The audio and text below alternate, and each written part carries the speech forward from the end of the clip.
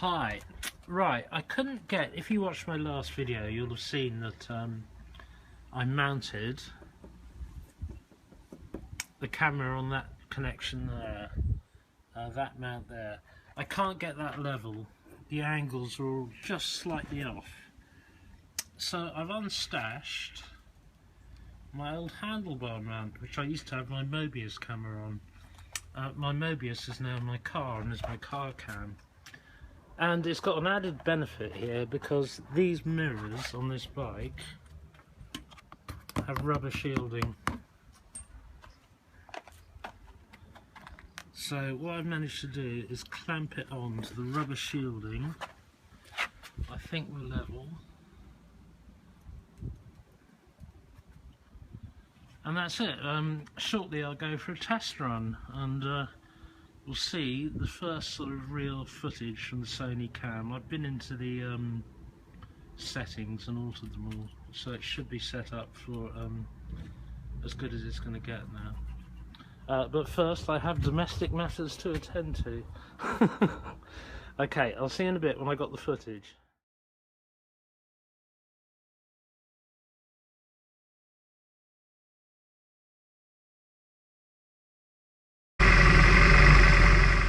Well, that's the first thing you notice, isn't it? Is the incredible racket.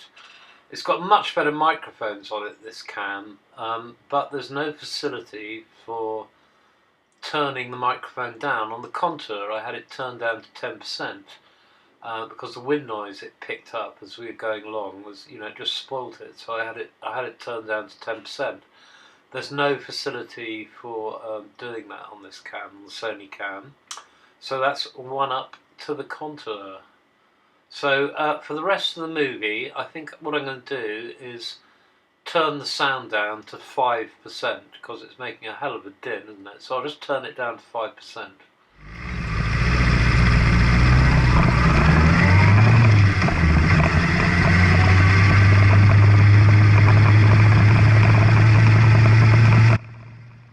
Okay, that's the sound turned down to 6% actually. It's not very accurate slider. But there's still this annoying knocking coming through. That didn't occur on the Contour, so I imagine it's got to be something with the new mount. It actually sounds like the camera rattling around in its case, in which case it will be a simple fix. But obviously that's something I'm going to have to investigate and eliminate. I think it's bearable at 6%, the background noise. Right, this journey I just wanted a quick blast just to test out this new setup and what have you. So what we're going to do is going to leave Tewkesbury and we're going to go for a quick run down Southern Bends Road. And I'm going to come back, and I remembered there's a little lane off the big roundabout we get to that goes past Overbury Stud, and that road is absolutely terrible. It's a little lane, it's absolutely terrible. The road surface there, in one bit in particular, I think tree roots have got underneath the surface. That's the only explanation I can think of. I remember the first time I went along there, I nearly let go of the handlebars because the bumps were so horrific and you can't really see them. So I'm going to be a lot more cautious this time, of course. And it's also, as I say, very, very bumpy. I'm taking it very easy because what I'm really interested in these clips and how this camera performs is the image stabilization, because we got an awful lot of vibes on the Contour. And as you can see, it is vibing. I don't think it's as bad as the Contour. It's worse at slow speed, of course, because at high speed everything smooths out. It's undoubtedly vibing, but it's a much better picture. Can you see, the actual quality of the picture? I think this is thinking about it as I'm using this camera. The Contour had a really, really well designed case, really well thought out. There's a good attachment to your helmet if you want to use that. But the features on it, like the big button on the top, the fact that it was waterproof out of the case, the revolving lens, were all excellently thought out design-wise. But what they did was, I think, reading up about it on the web, was fling the innards from the old Contour Roam 2 in it. So it's not a terribly good camera. You know, things have moved on since then. Perfectly acceptable, but it could be a lot better if they put much more modern innards in it. The design of the actual case and everything, and the systems are better than the Sony, without a doubt. And I much prefer configuring the camera on the computer. That's a lot easier, configuring it on a computer, rather than going through the menus on the side of the camera and the on the Sony, because it's not terribly well designed, and it doesn't look very. It's not a very nice display. It's all sort of spidery, and the software that comes with it, that software, that Sony software, what's it called? God, it's awful. I've never known such a piece of crap in my life. I have been using Macs for 20 years, and I've never found a bit of software where I can't find out how to delete a file, which I still haven't found out. I think the only way I'm going to be able to do it is to actually pull the card out of the cam and stick the card in a cam reader and put that in the computer and delete them that way. I'll go out on YouTube later and see if there's a vid about it somewhere. Bit reluctant to do that, because the last time I did that to go out for instructions was when I was setting up my barbecue, and I looked up, you know, barbecue on YouTube, and I got this idiot from Oklahoma who who led me astray completely. But he did manage to cook some nice burgers, I must admit, and him and his missus sat down to a meal of about, you know, 10 quarter pounders, 5 each, which encouraged me. But unfortunately, the instructions he provided for his massive barbecue weren't applicable to my tiny one, and I sort of rather messed up the first barbie. But yeah, I'll do that. So what we're looking at is the vibes.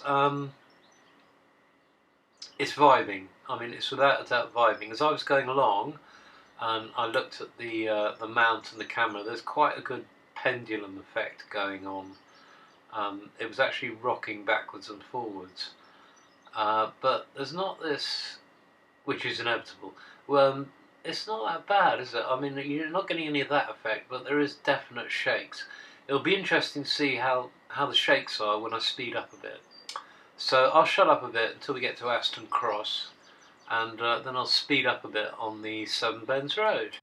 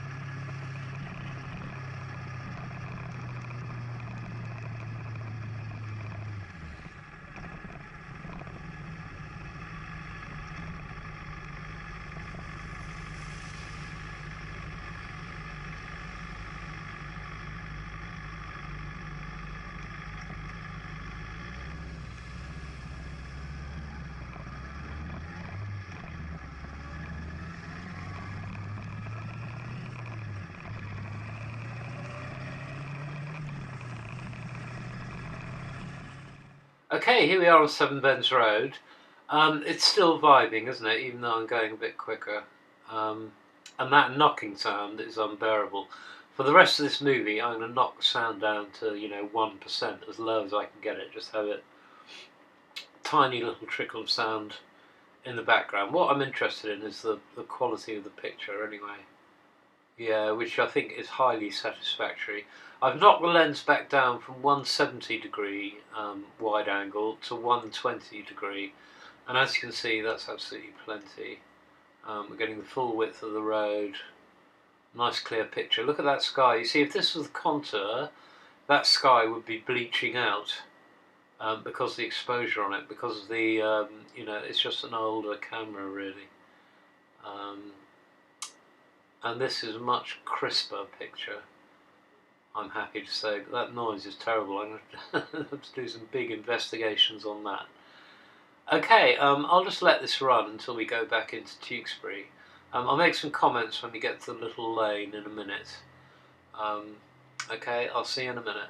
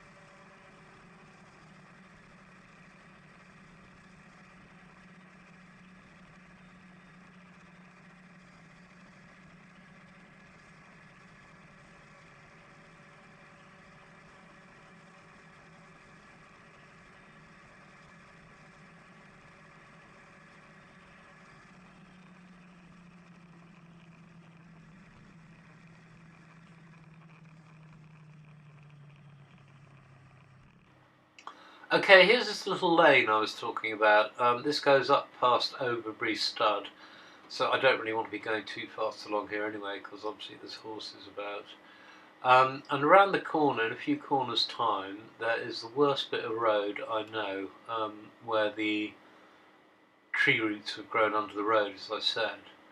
And we'll just see how the camera reacts to that. I think this must be it. Yeah, this is it.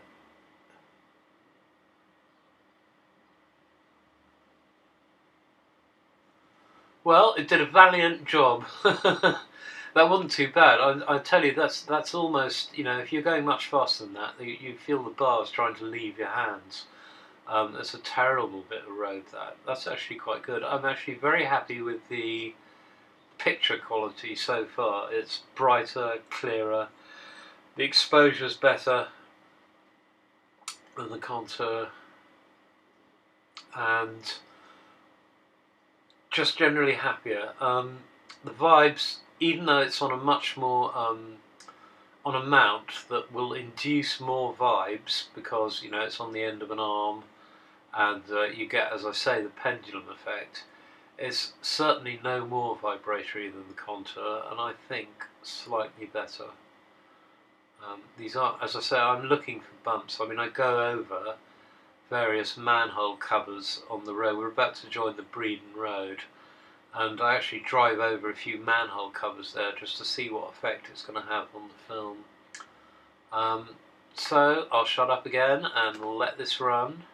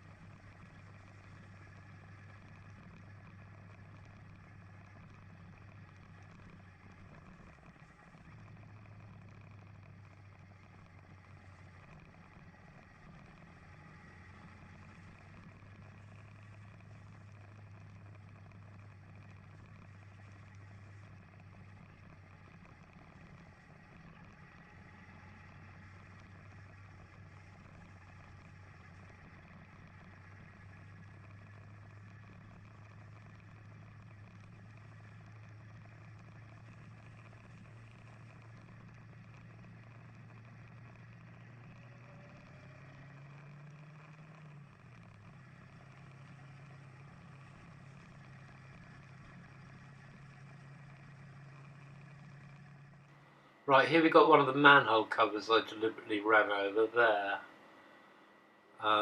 Wasn't too bad, was it? You didn't really notice it too badly. You did notice a jigger, but not too bad at all.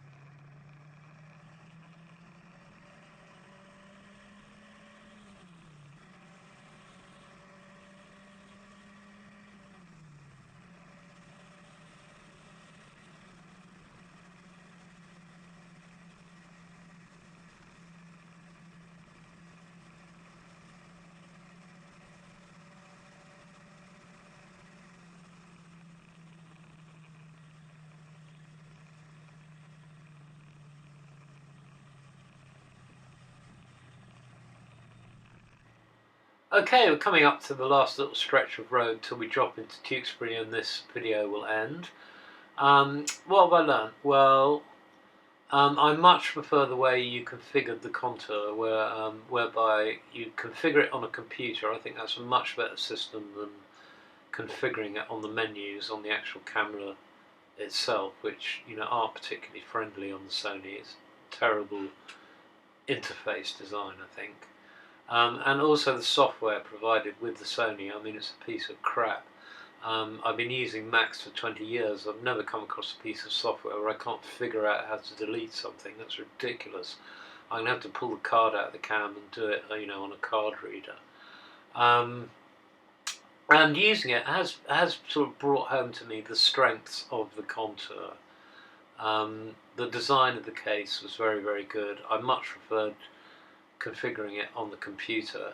It's just such a shame that they shoved the guts from an old camera in it, and didn't release it with updated internals. If you read a history of the company, it sort of becomes fairly obvious why that happened. Yeah, but I mean, without a doubt, Sony is producing better quality pictures. It's no more vibratory on a mount, which is more prone to vibration.